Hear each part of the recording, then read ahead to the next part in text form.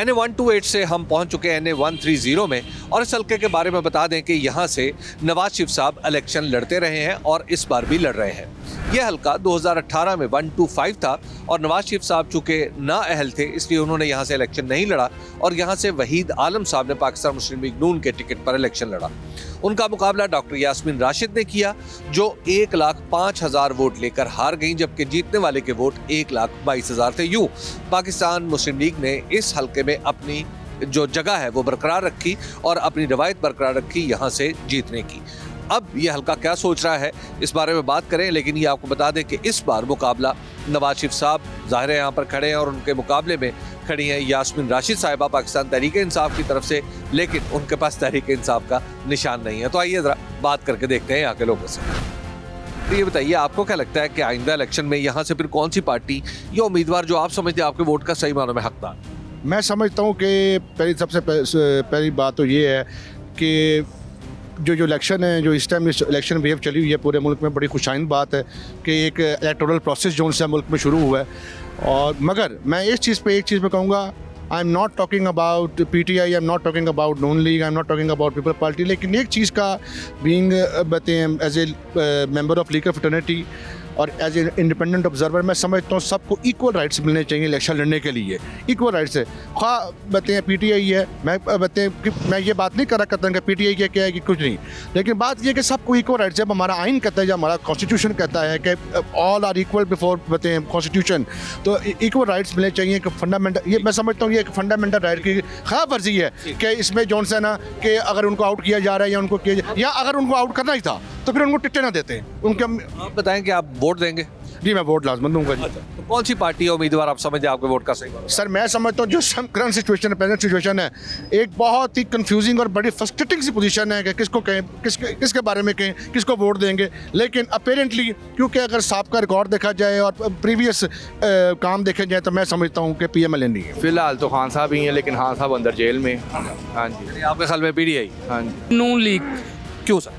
क्योंकि बस ठीक है, वो काम करते हैं, जब भी आते हैं काम करते हैं। सर जी एक ही बंदा हकदार है, वो इस वक्त जेल में बैठा है, इमरान खान। उसका कैंडिडेट जो भी निशान के साथ लड़ेगा इंशाल्लाह ताला वोट उसको देंगे। आपको लगता है कि बस PTI? हाँ इंशाल्लाह PTI। सिर्फ मियाँ साहब उनके काम निकाल दे तरक्याती और बाकी लोगों को देख लें उन्होंने क्या किया। जीरो परफॉर्मेंस है 3-3.5-4 साल में। आपको लगता है कि मियाँ साहब के वोट मियां और साहब। सब इंशाल्लाह ताला मियाँ साहब के वोट। इय्याका नअबुदु व इय्याका नस्तईन। अच्छा क्यों?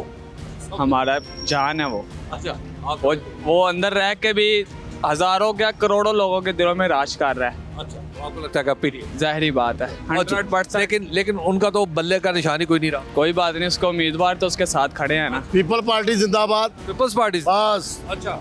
और नवाज शरीफ कोई नहीं आना, ये तो दस दइए। अच्छा। हाँ बिल्कुल, दूर दूर नजर नहीं आएगा ये। पहली बात तो ये है कि वोट हमारा किसी काबिल इज्जत है ही नहीं, ठीक है। क्यों? उसकी वजह ये है कि पहली मुआहदा हुआ है कि नवाज शरीफ साहब आएंगे।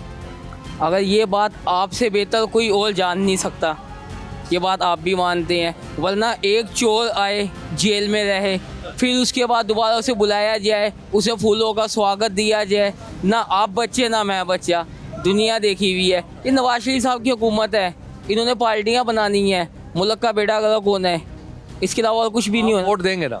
हम वोट देंगे। देखिए हमारा वोट ही फैसला कौन होगा इंशाल्लाह। नहीं होएगा जनाब, मेरा दिल मुतमईन नहीं है, मैं ये लिख के देने के लिए तैयार हूँ। हमारा काम है वोट देना, हम कम से कम वो तो करें। अरे वोट हम देंगे आपको। मैं देखे मीडिया ज़माने में घूमता है, मैं आपको एक छोटी सी बात कहता हूँ। आप ये बाज़ार में घूम रहे हैं, आप यहाँ पे भी गिनती कर लें, आपको पता चल जाएगा PTI की कितनी है, नून लीग के कितनी है, तहरीक इंसाफ के कितनी है, तो आपको सारा पता चल जाएगा।